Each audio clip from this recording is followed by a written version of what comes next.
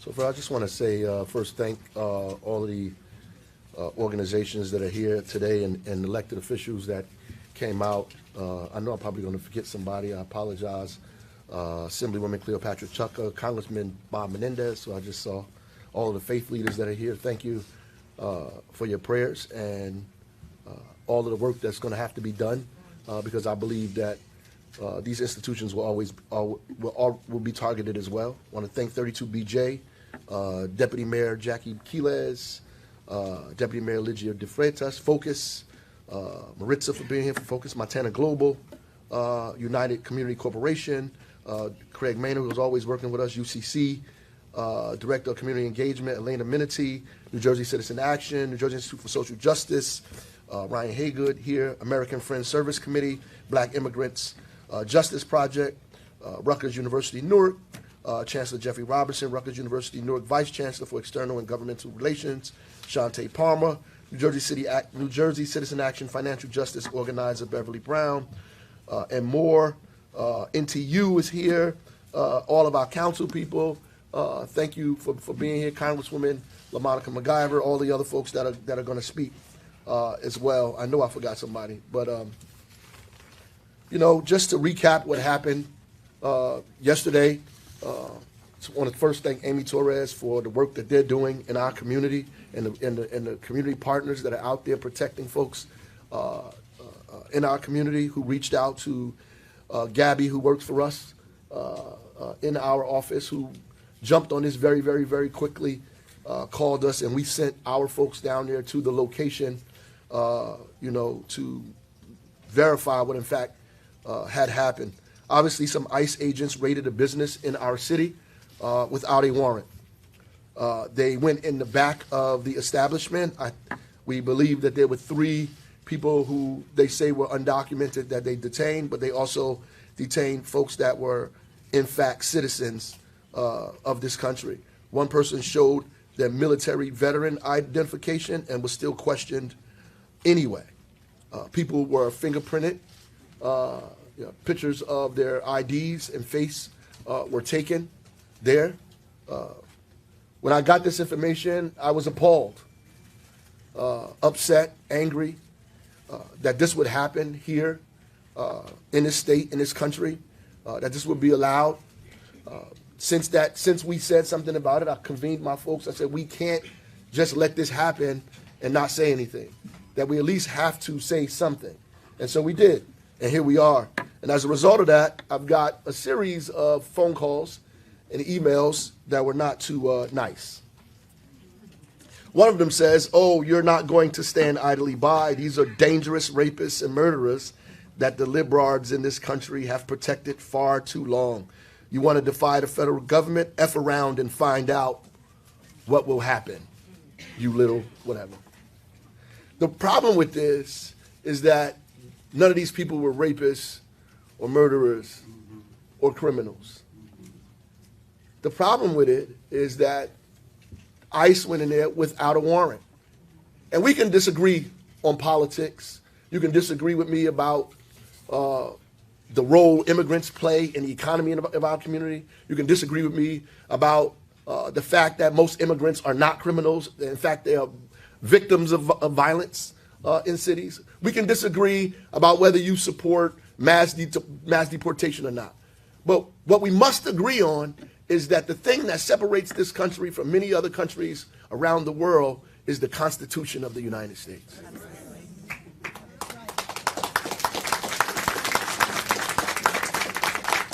Now, we can't quibble about the 4th Amendment. We can't quibble about the 14th Amendment, that everybody has the right to due process, that we should be secure in our person, in our papers, in our property from undue search and seizure. Some smart men came up with this a long time ago, and now it's the constitutional laws that we live by, and nobody has the right to go around those laws, to disregard them. It's a slippery slope when we think it's okay to suspend the Constitution of the United States in order to make a political point or statement. That ICE response in their letter that they put out, they say, well, in a very cavalier way. These things happen. There will be some citizens who we're going to ask for their ID and their paperwork. There are going to be some citizens who we stop and question. So then my response to that is, how do you determine who's undocumented and who's a criminal just by looking at them? And if we allow people to identify us or put us in categories of criminal or any other thing just by the way we look, then we're going back to a time that was very dangerous in this country, specifically for people that looked like me. I got a letter that said we should arrest the store owner. An email, we should arrest the store owner. I mean, this kind of talk in America is not democracy. This is not the Constitution. This is not a nation of laws. And these are people who say they want to uphold the law, uphold the Constitution, that they love this country. Well, what do you love about this country? The right for us to be secure in our papers. The right for us to have the freedom to practice any religion we want. The right for us to speak, right? The right for us to assemble. The right for us to protest. The right for us to speak any language that we want. This is what we love about this country, that we're not persecuted because of our background. We're not persecuted because who we are. We're not persecuted because of what we believe or what we think. What we love about America is the Constitution, right? The Bill of Rights, the things that allow us to do what we're doing today. Say that we want to protect folks in our community, our neighbors, and our family members. That we have a right to protect them, and we will protect them. And I don't care if you write 1,000 terrible emails or call me all day, every day. The fact of the matter is, we believe in democracy in Newark, New Jersey, and we're going to stand on democracy here, and we're going to fight for all of our residents in this city. No matter what that looks like for us. So there's a whole host of people that is supposed to speak today. Mayor, we need the Immigrant Trust Act. We can do that in Newark, but the rest of the state needs it. We need the Immigrant Trust Act. Where's Governor Murphy? Where is Governor Murphy? We need the Immigrant Trust Act now. It's the only thing that's going to protect our people from this happening further. I appreciate the passion and the anger, and you should be passionate and angry. Let us get through this press conference and the steps that we need to take further. We will definitely convene and talk about what we need to do outside of us being in this room today. I'm looking for the run of show here. Okay, sorry. So first, remarks, New Jersey Alliance for Immigrant Justice, Executive Director Amy Torres. Thank you.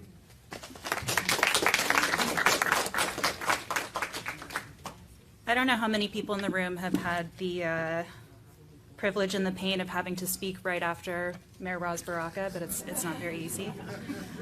My name is Amy Torres. I'm the Executive Director with New Jersey Alliance for Immigrant Justice. We are the state's largest immigration coalition. We are the state's largest immigration coalition in a state that has one of the largest immigrant populations in the country. If you are a member of the Alliance or you are affiliated with us some way, can I hear your voice right now? And it's because of the power and the strength of this coalition that folks were on the ground yesterday. I want to tell you a little bit about what happened. The Alliance works on policies that empower and protect immigrant communities. And when we're not fighting for additional protections to keep those communities safe, we are out in the community every single day making sure that people are educated and empowered about the rights and protections that they do have. So imagine my surprise. Since the election, the Alliance's Know Your Rights work has gone into overdrive. Since January alone, we've provided almost 100 hours of Know Your Rights activities in Newark and across the state. Our online engagement for Know Your Rights materials is up over 170%. We have an entire storage closet of Know Your Rights cards that now sits empty. The demand has been there, and we knew that it was going to happen. This is one of those bitter, I told you so moments. Yesterday, you can imagine my surprise. I got a call from our Know Your Rights coordinator, Dante. I was not expecting to hear from him because I knew that he had a scheduled Know Your Rights training in Newark. Dante got a call from an organization that he had just trained and met with earlier this month, and an organizer said, I just got a call that there's an active worksite raid in Newark. We need all hands on deck. People don't know what to do, and they're scared. Immediately, we went into rapid response. That meant calling detention and deportation defense lawyers through AFSC to make sure we had an attorney on the ground. It meant notifying the ACLU to make sure that people's civil liberties were protected. And it meant bringing translated materials interpreters on the ground to make sure that people knew what was going on and that they were safe. We dropped everything we were doing, and we happened to get there just as ICE officers were leaving. Imagine what it looks like to walk into a work site that has a customer-facing storefront, floor-to-ceiling materials, products, displays, no one in that storefront except a single cashier, no one stocking the shelves, not a single customer in the aisle, and attached to it a distribution facility in a warehouse, aisles further than you can see, and about 10 people within view. This is a work site that employs about 80 to 90 people per day. We got there were 12. By the time we left hours later, 3 people had come back, there were 15 people total. People are scared. We knew this was going to happen. And what we learned from folks that stayed behind was that ICE walked in like it was their empire's own conquered land. They were heavily armed, there was no prior announcement, they were blocking off entrances and exits. They were scrambling up delivery ramps. They were banging down bathroom doors to make sure no one was hiding inside. And most importantly, as the mayor said, they did all of this without being unable to produce a single name or a single warrant. As you've heard by now, there were arrests, there were interrogations. In ICE's words, this wasn't a raid. You can look at their public remarks. They called this a targeted operation. This type of sterile language suggests that there was some deep intel and prior investigation, that it was a really targeted approach. There wasn't supposed to be any collateral damage. If this is such a sterile and targeted operation, why was a U.S. citizen interrogated? Why was a military veteran's credential and honor called into question? I'll tell you how something like this happens. ICE lies. This is an agency that was created in a post-9/11 period of rampant nationalism. They use fear and racism to justify their presence, to justify their profiling, and to justify their power grabs. These officers came in with guns and started getting into people's faces. They were terrified, as you would be too. One thing that we must keep in mind, this week, more importantly than ever, this hell of a long week, we have heard on the campaign trail that we're only going after the bad folks. We're only going after the illegal ones. But what we need to remember is those pathways that used to exist for someone's great-grandma, someone's old uncle, those no longer exist. Those pathways are now illegal. In fact, pathways that were legal on Sunday, like asylum, the Refugee Resettlement Program, DACA, TPS, legal a few days ago, illegal today. And what the mayor is saying is exactly right. ICE has overreached beyond what should be constitutionally allowed, that is allowing them to profile our communities, while also making everyone else guilty by association. If they can't deport and physically detain you, they want to detain you into the isolation of your own home so that you're disenrolling your kid from school. So that when you are sick or having a health emergency, you're too scared to go to the doctor. When your wages are being withheld from you, when your landlord is refusing to turn on the heat, you say nothing because, God forbid, that should put you on ICE's radar. In a lot of ways, we're lucky this happened in Newark. Our provider network is deeply resourced here. We have allies in local government. We have allies in the council, in the state legislature, and in our federal delegation here in Newark. That doesn't exist in other corners of the state. We don't know where else this is happening, but one thing that we do know is there's a bill in the legislature gathering dust that would provide the necessary protections so that folks don't feel detained in their own homes. We already have detention centers opening in New Jersey. We don't need to turn our community centers into de facto detention centers too. It's time to pass the Immigrant Trust Act so our communities have the confidence to stand up for the rights that they deserve, the rights that are part of our state and local law. I want to thank Mayor Baraka. I know he's been a vocal supporter of the Immigrant Trust Act. I want to thank our partners here. ICC and Casa de Don Pedro in particular have just been part of Know Your Rights trainings days ago. And there's so many folks in the room who can answer those questions about Know Your Rights and some of the speakers to come to. Thank you very much. Thank you. Congresswoman LaMonica McIver. Thank you, Mayor. Before I get started, I'm going to ask my colleague, Rob Menendez, who is here, my counterpart from the 8th District, to join me.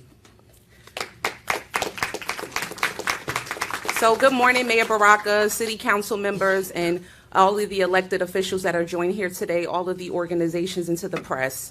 I wish we were all gathered here under better circumstances, but unfortunately, we're not. The event that unfolded yesterday was despicable. As we've heard over and over again, ICE agents enter a business without a warrant, threaten community members, and harassed and held immigrants, citizens, and even a veteran of our nation's military. My office reached out to ICE demanding answers on how exactly yesterday's raid was allowed to take place without warrant and without justification. Still, no answers. They barged into our city to detain our neighbors.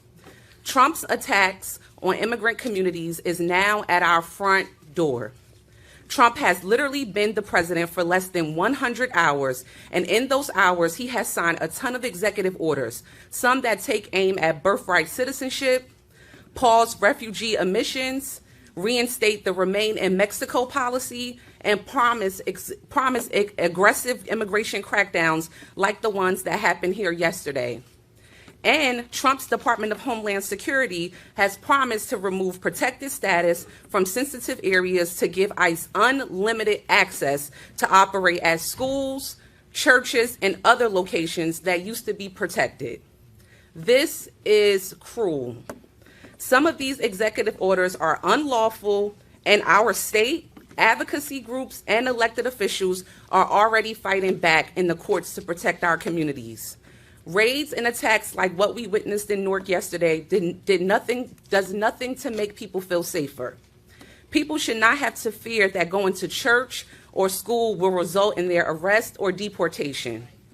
Parents who have babies in our country should not be told that their child who is born here is not a citizen. That goes against our Constitution. I understand the fear coming from our community, and I want to make it clear. I stand with you. Me and Congressman Menendez, we stand with you. Mayor Baraka, we stand with you. Many of our council members and all of our state delegation folks who are here today, we stand with you. We have to know our rights and stand together to protect ourselves and keep each other safe in these times. My office is here to help. Just yesterday, as news of the raid broke, I hosted an immigrant rights town hall where we spoke to over 5,700 constituents. We have community resources on our website, and we can help with casework inquiries with federal agencies like Department of Homeland Security and ICE. Both Congressman Menendez from the 8th and me from the 10th, we're here to help.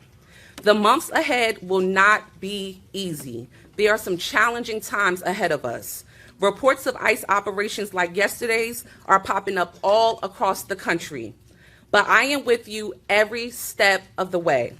Many Republicans in Congress, and Congressman Menendez can attest to this, they support these disgusting Trump policies. As a member of the House Committee on Homeland Security, I will see the bulk of these anti-immigrant bills this Congress, and I will reject these bills. I will not back down from this fight. I will advocate for the protection of immigrants in the 10th District and nationwide. I want to make it clear to Trump and his administration that we mean business here in New Jersey. And we will not tolerate his hateful policies.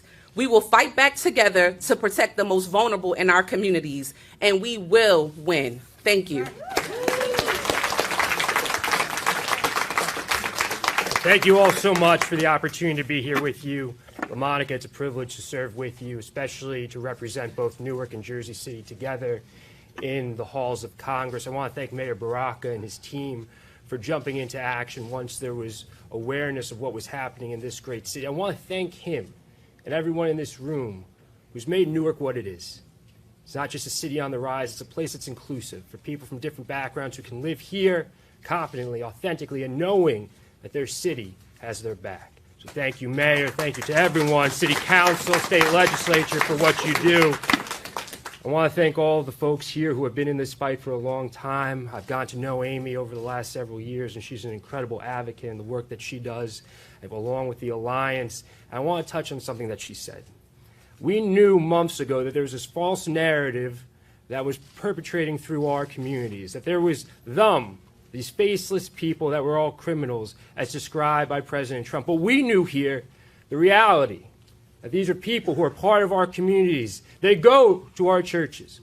Their children go to our schools. They are in our homes as healthcare providers. They are taking care of our elderly and our children. They are our neighbors, they are our friends, and they are our families. And so we have to speak up for them. We can't let them live in fear, because we know that that's what this administration wants to do. They want to instill fear in communities like Newark, like Jersey City, like Essex County, like Hudson County. There is no end to their cruelty, so we need to tell stories. We need to let people know what the truth is here on the ground. Both the mayor, LaMonica, and Amy have done that. We need to tell people that these people have been here for, on average, 15 years. That their children were born here. That their children, as LaMonica said, are American citizens. And we will not allow that to be questioned. We know our neighbors are part of mixed status households. So when they say they're coming for these people, they're coming for our neighbors. They're coming for the people that have made our communities what they are. And we cannot be silent in this moment. We will not be silent in this moment. And we will stand with them. And we'll be at the front lines. And there are a lot of hard days ahead. I have no doubt about that. But you're not in this alone. You have a group of people here who will be in that fight with you. And we'll be in the fight until this country starts to move in a direction that we know it should. One that is inclusive and reflects who we truly are as a country. So thank you so much.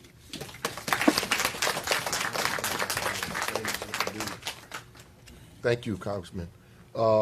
Senate Majority Leader Teresa Ruiz.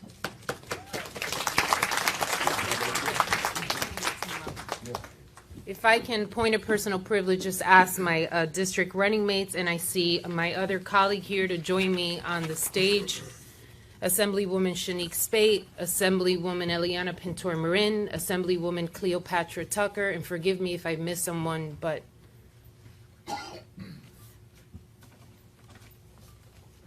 so I think we should convene in prayer.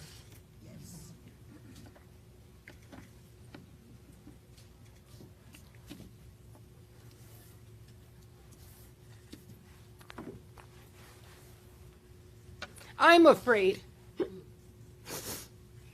and maybe I'm tired and emotional. I don't want to be here as the Senate Majority Leader.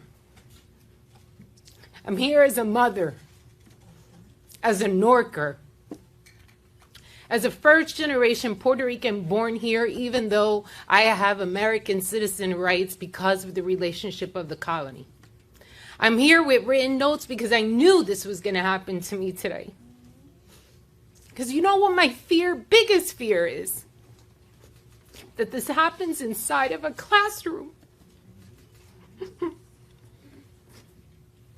Okay, I'm going to get it together.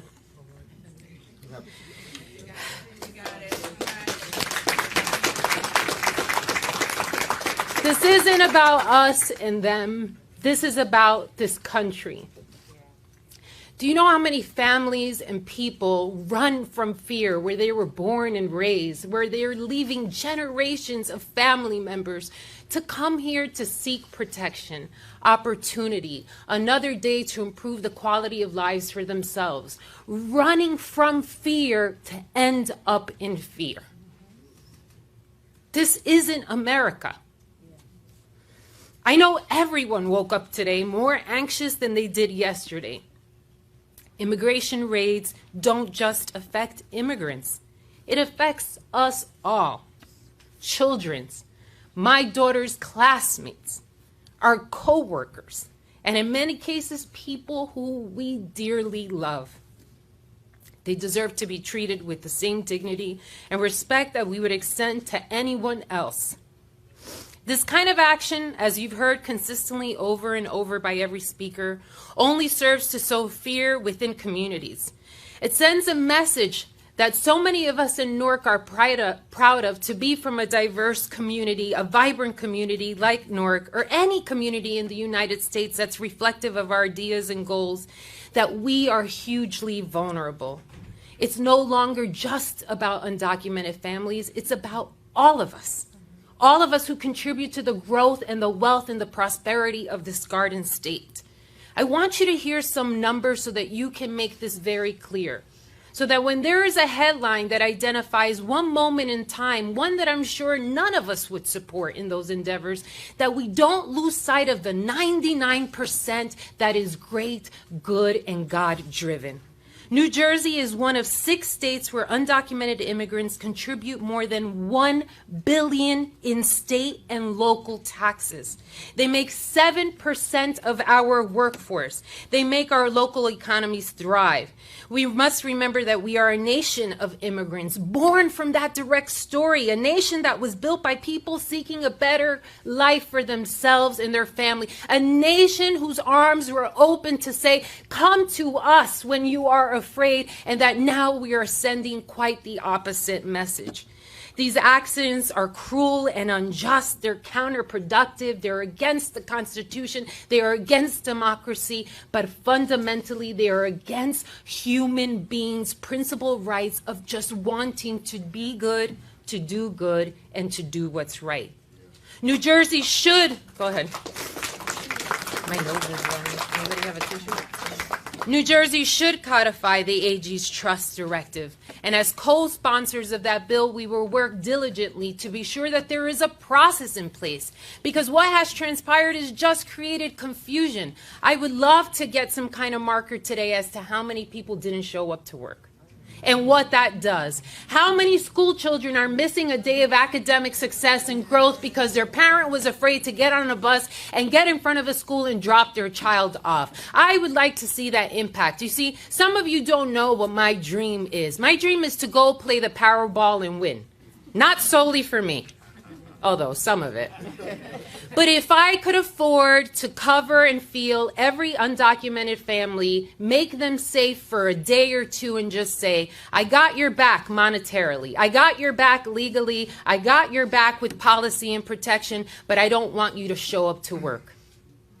Just so this country can see that their tropes and stereotypes are detrimental to the success of our communities, of this nation. So they can just see a moment in time of what the reality is versus the propaganda, of what the truth is versus dishonesty, of what love doesn't look like. And so I'll leave you with this. I'm one, but I am mighty, and I am powerful, and I am emotional, and I'm a woman, and I'm a mother, and I'm a Latina, and I'm a director, and I'm a Senate Majority Leader, but I am a Norker. My dad chose to come here different than the experiences of people, not with obstacles like other counterparts have had. His friends who were not of American citizenry had a pathway. How can you punish someone for doing what's not right when there is no direction to say, go here because this is what's right? And so I lean on my federal partners who are here and those who have made statements. I stand locked in arms with our mayor, who always has understood that human capacity is much greater than anything else, with my colleagues in the legislature to get this bill posted and passed and on the governor's desk. Thank you.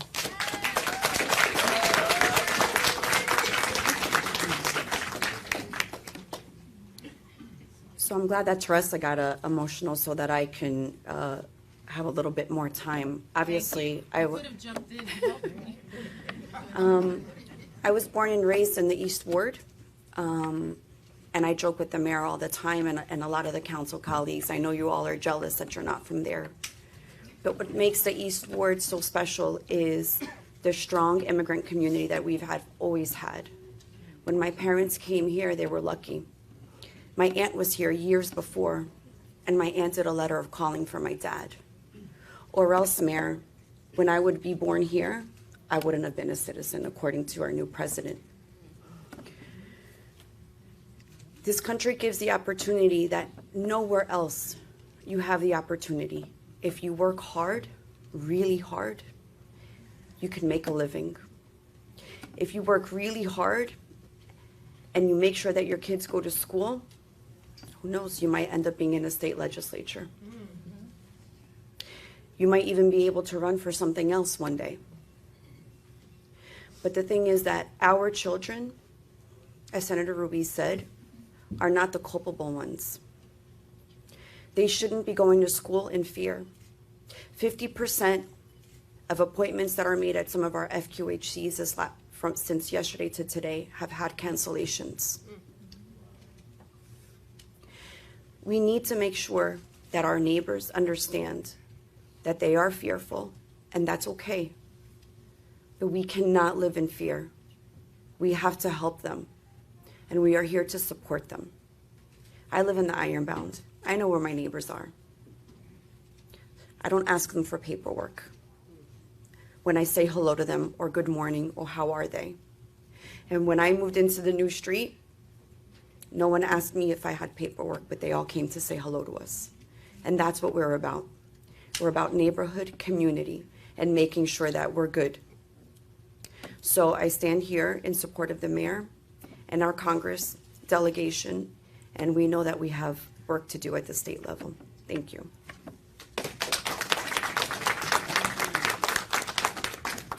Good morning, everyone. Good morning.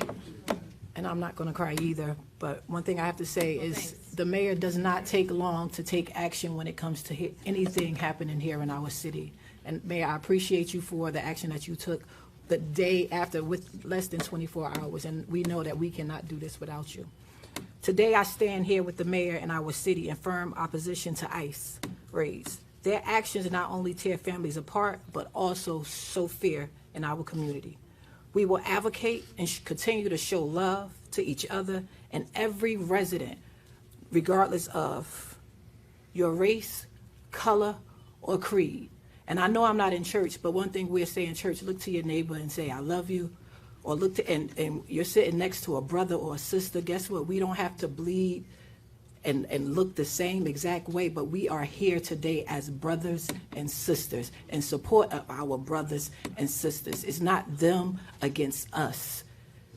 It's not them against us. It's all of us together. And with the leadership of our mayor, we know that ICE have messed with the wrong city. He will not stand down. And Mayor, thank you so much for your leadership. We will continue to support anything that you need to do when it comes to getting ICE out of our city. You definitely have my support. Thank you so much. I'd just like to let them know you have our support. And one thing about it, we have a bill in the Assembly and in the Senate. We're going to pass that bill because you have three in the Assembly. We're not just the average people in the Assembly. We're called the hell raisers in the Assembly. And we have our Senate.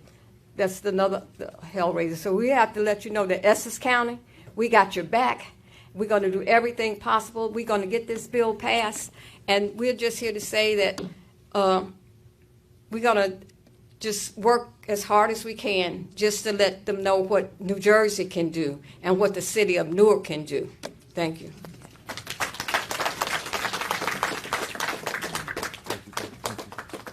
Thank you. La Casa de Don Pedro CEO, Peter Rosario. There you go. And I'm going to ask Hazel and Craig Maynard to join me. And we're at a time where we need each other, so we're going to stand together. And the majority leader asked a question.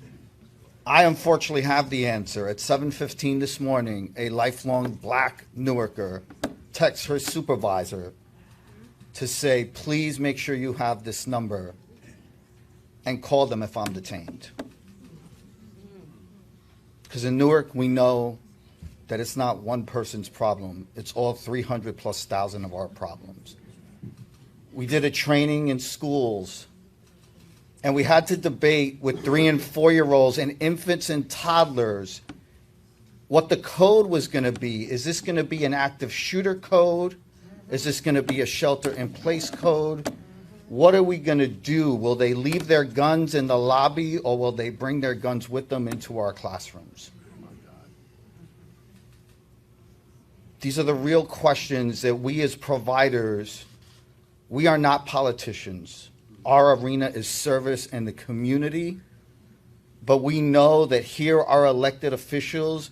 I've been blessed to be a leader and a nonprofit leader in a lot of different places. And you have to tell the elected officials about your organization. In this city, they tell me about the legacy of La Casa de Don Pedro, about the legacy of ICC, about the legacy of UCC, because all of our organizations were founded by our elders in the time of community rebellion, and we are here to stay. You will see flyers, Know Your Rights, that we borrowed from Amy, and each one helps one. We've already told 3 school districts, just cut La Casa de Don Pedro off the top, put your school district label on it. Same thing across the country. Feel free to go to lacasadonpedro.org, Know Your Rights. The flyer is in 7 languages. We will be producing more languages. And we want people to know that there is a 4th Amendment. They have rights. I will say a few words in Spanish before I turn it over to my colleague Hazel. Para la comunidad, queremos dejarles saber que hay derechos. Y tenemos derechos, y lo que están oyendo en la noticia es contrario a este país. El país que nosotros conocemos, que nosotros amamos, que nosotros, los padres, si fueron nosotros o fueron nuestros padres, se puso en riesgo legalmente o sin documentos para venir aquí, para cambiar la vida de mejor. Y queremos correr la voz, ayudar a nuestros compañeros y compañeras, darle la información y estar seguro que nosotros vamos a estar con ellos y que todo el mundo vamos a sobrevivir esto. Porque siempre nosotros sabemos las palabras de Celia Cruz, cómo ella terminó sus canciones. Azúcar.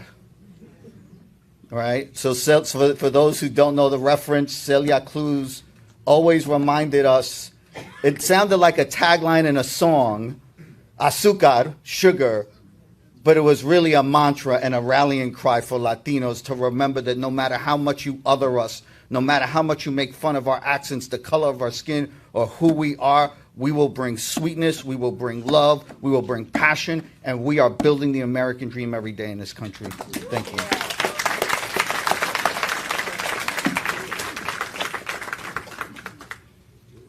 Thank you.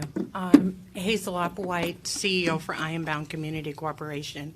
As I woke up this morning, I woke up as an immigrant, right?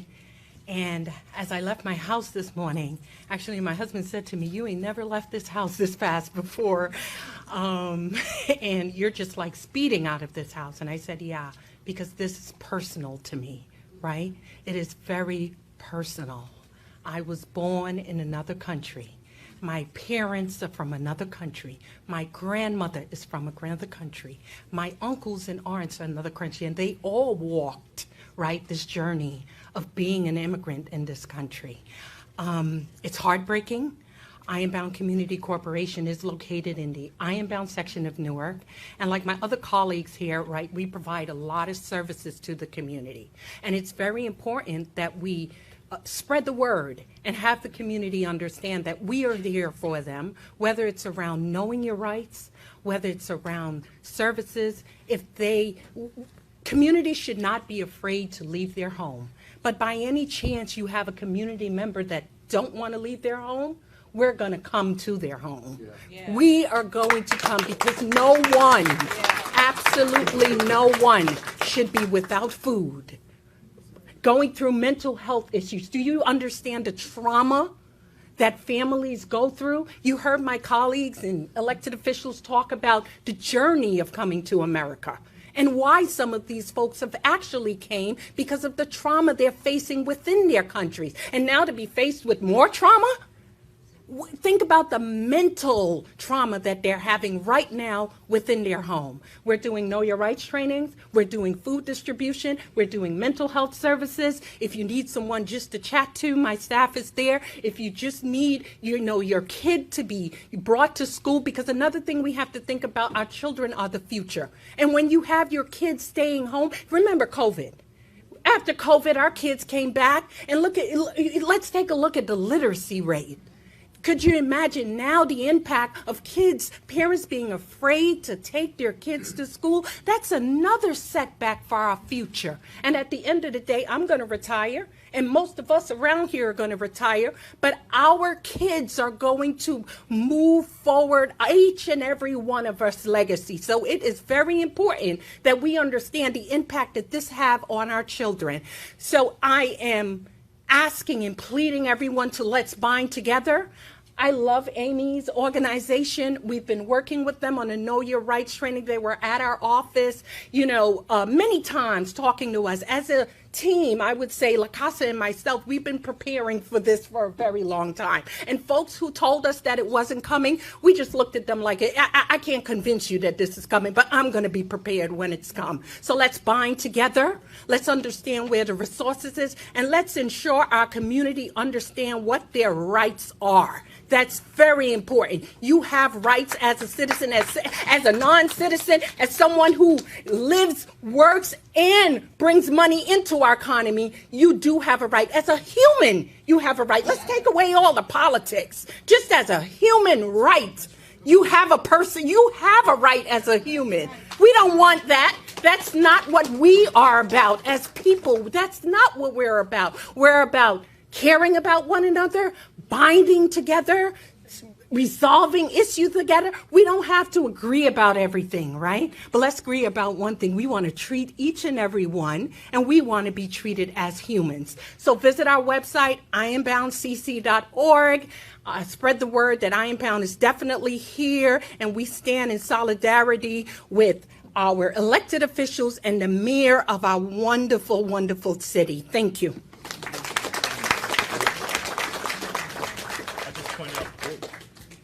Yeah, so I am nervous. I'm nervous for this community. I want to thank Peter for giving me chills, because you pointed out that we're also dealing with in-school shooting, but now what happens? When a child goes to a school, they're supposed to be safe, right? We're supposed to nurture them, educate them, but now they're afraid. Maybe they're afraid of going home and nobody's home because ICE came there. And that's a problem. When your policy creates fear, and that's exactly what that policy is for. They're getting rid of DEI. Why? That was supposed to be a promise that we all have the equal footing. And so I stand with the mayor. UCC stands for this community, and we're going to be open, and we're going to be ready to help those communities that need us most. Thank you. We almost there, y'all. We almost there. So I want to bring up the Minister Council President, C. Lawrence Crump, Councilman, from the East Ward, Mike Silver, and I know we have some other council in the audience. If you want to come up, please, while they're here.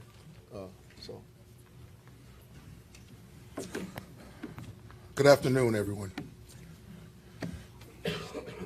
Let me first thank the mayor, not only for convening this press conference and his quick work, but for what he's been doing for every day, all day, for the immigrant population and the community and the residents of this city.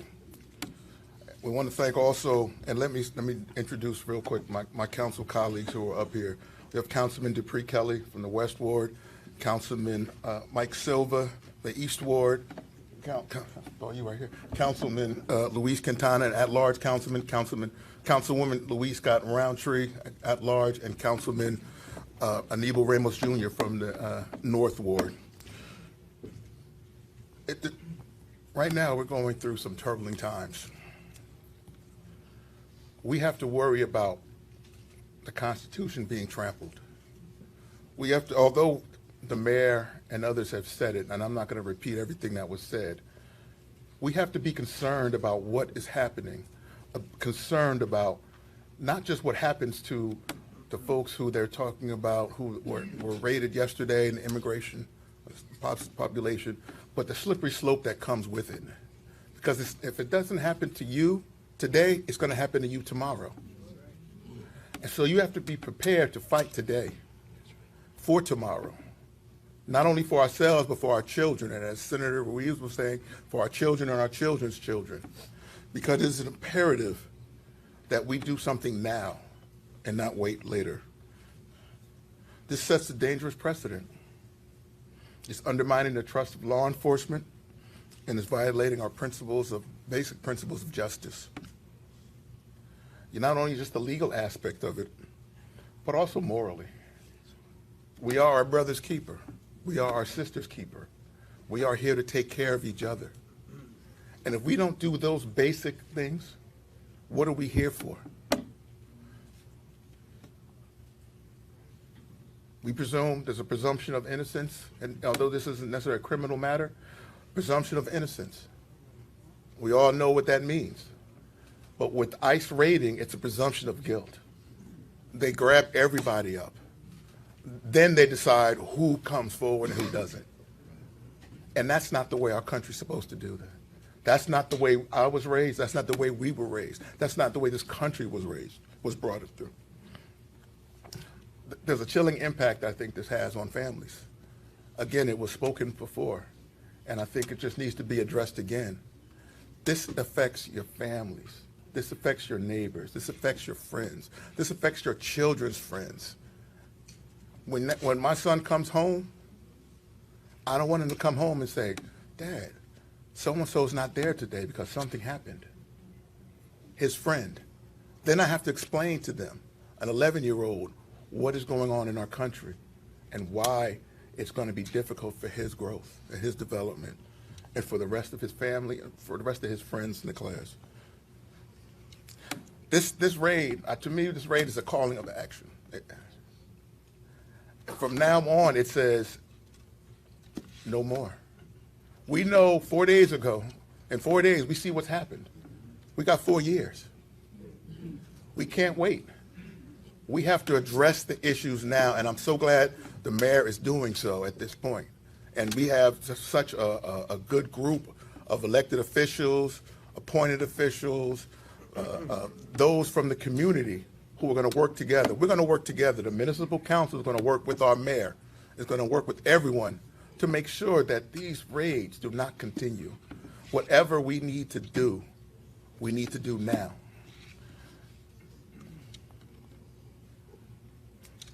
And just to end this, and I just wanted to stress this, some of these folks in the room, some of these folks looking at the camera, looking on TV, are saying it doesn't affect me. It's not going to affect me. But the reality of it, what affects one of us is going to affect all of us. So we all need to get behind and do what we need to do to ensure the safety of our community, to ensure the safety of our residents, who we love, and who are our neighbors, who are our friends, and who we care about and continue to care about. And that's all I just wanted to say today. Thank you. Good morning, everybody. My name is Michael Silva. I am the councilman of the East Ward. I am a son of this city. I am a son of the East Ward. I am a son of the Ironbound. But most important, I'm the son of Portuguese immigrants who came to the Ironbound some 80 years ago to make a better life for themselves, to make a better life for me. I stand here to be a proud son of immigrants. And what happened yesterday in the Ironbound was a sad day. For those that are watching on TV and don't know about the Ironbound, the East Ward, was built on the shoulders and the backs of immigrants. For you who have never been there, come to a business in the Ironbound, a coffee shop, a restaurant. They're owned by immigrants. They're employees who greet you in the morning with a smile, who come to serve you a coffee or a nice lunch, are immigrants. It's important that we know the sacrifices made for a lot of these people who are here today to get here. How bad must have been where they came from. They chose Newark, New Jersey. They chose the Ironbound. They chose the East Ward to make a better lives for themselves, to make a better lives for their kids. They're here working hard every day. And I'm just going to tell you this final story. Every morning, I'm woken up by the gates next to me by one of my neighbors at 4:45. And where is he headed off to? Work. Many jobs that a lot of us would never do, that we wouldn't get up for minimal wages.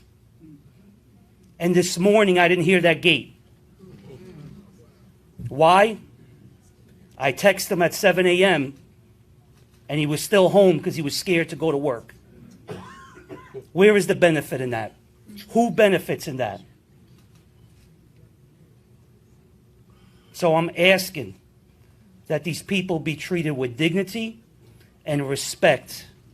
They are here to make a better lives for themselves, for this family, for this country.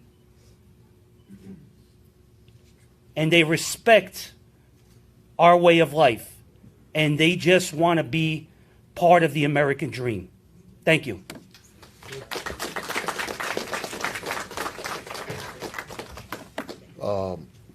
American Friends Service Committee, Immigration Attorney Alex Goncalves-Pin. Hello, everyone. I have the pleasure or displeasure of wrapping us up here and following all of my esteemed colleagues and all of our incredible elected officials. But before I proceed, I just want to acknowledge the volume of people in this room. In such dark times, it is so heartening to see the community responding in the way that it is. There is power in numbers. The numbers will grow, as will our power. My name is Alexandra Goncalves Peña, and I am legal director at the American Friends Service Committee Immigrant Rights Program here in Newark, where we have had the honor of representing immigrants in New Jersey in immigration matters for close to actually over 30 years. Yesterday's ICE raids serve as a stark reminder of the profound impact that President Trump's attack on immigrants has on both immigrant workers, employees, and local businesses. While the event experienced yesterday was chilling, and it was chilling, business owners and employees need to remain calm and take proactive steps to protect themselves and their workers moving forward. That is why I am here, to share some important points that I am hoping that we can share widely with community members so that we can respond proactively, calmly, and as well as possible. Business owners and employees in New Jersey, take the time now to learn about your rights, the rights of your employees, the rights of your managers. Organize training sessions for all staff members. These trainings will cover the rights afforded individuals, including immigrants, under the United States Constitution, understanding the distinction between judicial warrants, subpoenas, versus administrative warrants and administrative subpoenas. There are differences. We need to know what they are. Your rights under the Fourth Amendment, and importantly, the limitations on ICE agents' ability to access the workplace, because there are limitations. They cannot run roughshod. Following the training, implementing and maintaining strong workplace policies that safeguard workers' rights and ensure an environment free from fear of apprehension and deportation. If you do experience an interaction with ICE in the workplace and encounter ICE officers, document the situation thoroughly. Collect information, including the names of arrested workers, to assist families and securing legal representation afterwards. We have to respond as a community. Time is of the essence. Connect with community resources. As my colleague shared earlier, notify know your rights, right? Notify employee unions and local immigrant rights groups about any ICE activity. Maintain connection with your community response efforts to stay informed and supported. And importantly, and I will share this number a couple of times, if you know of an individual that has been detained by Immigration and Customs Enforcement, please, you can call our Deportation Defense Hotline at 973-474-9861. Again, this is for individuals that have been detained by Immigration and Customs Enforcement, 973-474-9861. We must acknowledge that the current climate of hostility toward immigrants not only jeopardizes individual lives, but threatens the fabric of communities and the businesses that sustain them. Yesterday, as I was speaking to some of the impacted individuals during the raid, many of them commented to me, what do they expect to happen? Are they going to do this again and again? Our city is going to shutter. We will not allow that to happen. As we face these challenges, let us stand together, business owners, workers, immigrant rights advocates, our elected officials, pass those bills to confront the violence directed at our immigrant community members collectively with focus and resolve. Thank you very much. So I just want to thank, obviously, everybody for coming out and being a part of this pretty long press conference. But it was necessary, and then we thank you. And so we're opening the floor to the press for a couple of questions on this topic. Mr. Mayor, obviously the warrant and the idea of it is a very big in this situation. Can you just tell us exactly how you know that no warrant was issued? And also, have you spoken, you heard back from ICE or HSI, and also with this local business where they came to? Have you talked to them? Have they given you anything, even like surveillance video that shows the ICE officials walking in? Our folks have had extensive conversation with the owner, with the people that were in there, with some of the community advocates that were there as well. So there have been extensive conversation. There is no warrant that anybody has seen. They didn't produce one then, and they haven't produced one still. So it would seem to me that they know that we keep saying there was no warrant, that they would have shown it by now. Mr. Mayor, they didn't have permission to get inside, right? They have no warrant. Mr. Mayor, I wanted to ask you if you do know that prior to the inauguration, there was a standing sensitive location policy that covered critical places like churches, hospitals, and schools. That changed overnight. What are the consequences for you leading a city of this size where you have responsibility to run those facilities? What are the things that you're doing proactively? And has Governor Murphy reached out to you or the Attorney General, Mr. Clark? Well, I haven't spoken to any of those folks yet, and I'm sure I will. Folks from all over the country have been calling me. Senator Booker has spoken with me twice already about this issue. I've spoken to the superintendent of schools already about a plan that they should put in place at schools, what the procedure would be if ICE shows up at your school door. They need a warrant to go into a school as well. I was a principal of a school, so I know police cannot just come into the school without a warrant. We know this. They can't go into churches and do that, or any houses of worship at all and do that either. We have a Constitution of the United States that we want to uphold. We have this for a very specific reason, to guard us against illegal trespass like this, to guard our papers, our persons, our property from folks who may have a political agenda and seek to, come into our community and commit terror, because that's what happens here.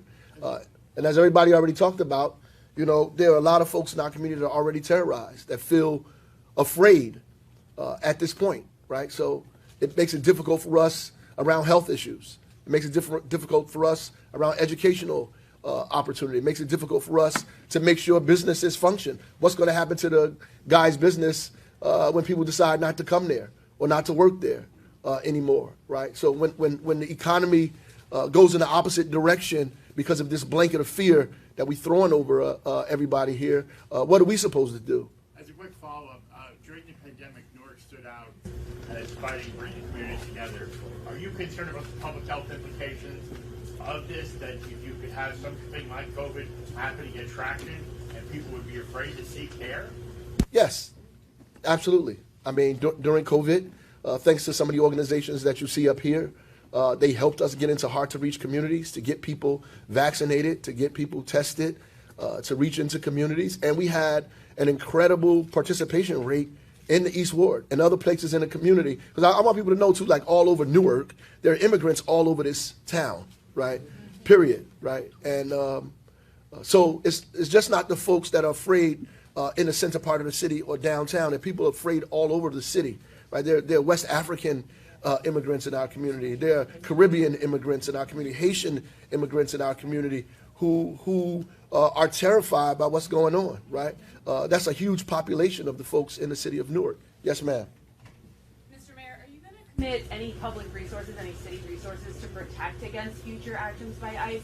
And the Trump administration has said that they'll be prosecuting local officials who don't comply with immigration. I heard that. Well, are you afraid of being prosecuted? Well, I'm not afraid of what these people threaten us. They threaten democracy. They threaten us individually and say they're going to arrest us if we stand up and uphold people's rights. I'm not afraid of that. And if he thinks that we're going to just go to jail quietly, he's got another thing coming. And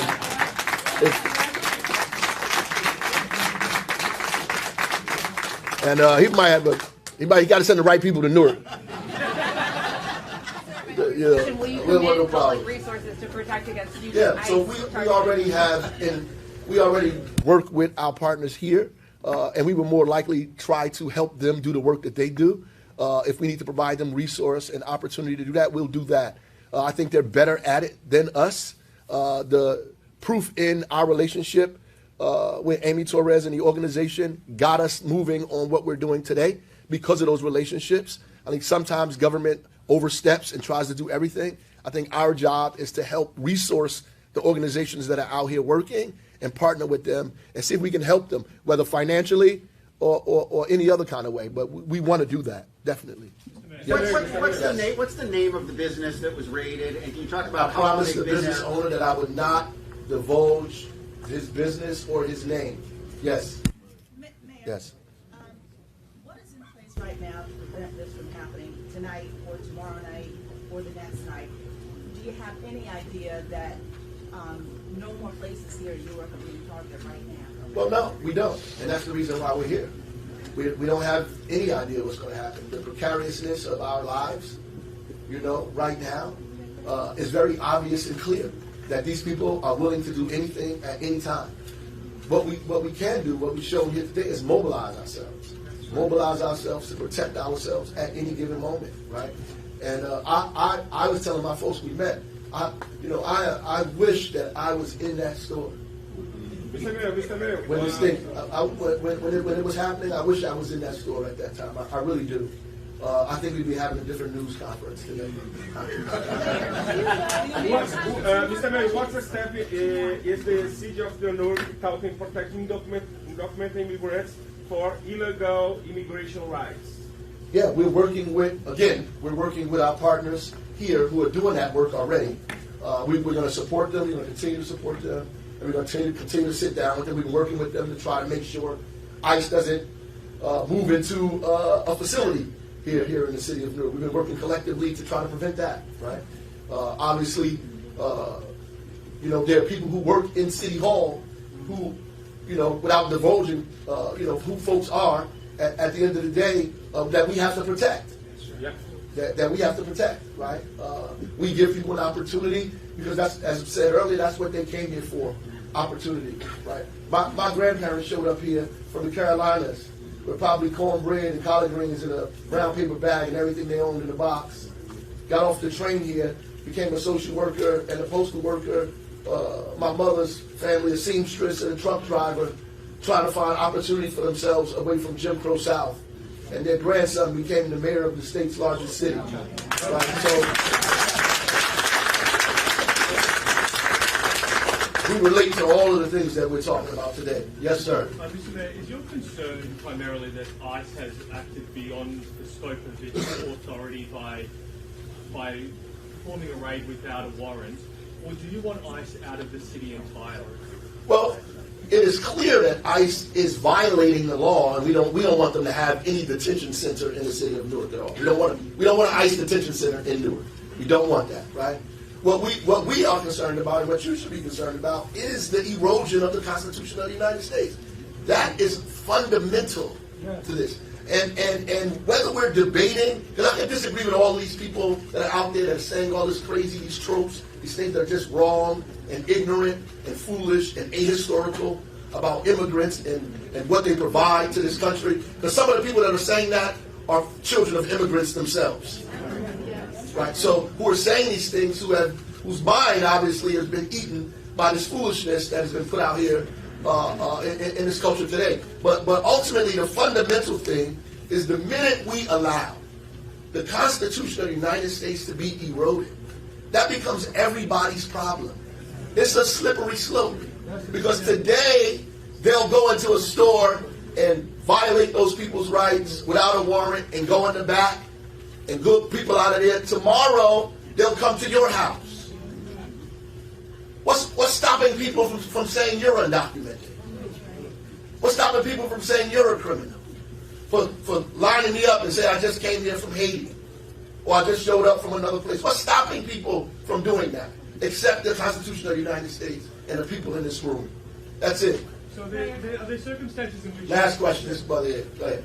Just a statement. As an immigrant, one of the big reasons we are here is because we believe in the Constitution of the United States of America and the people of the United States of America.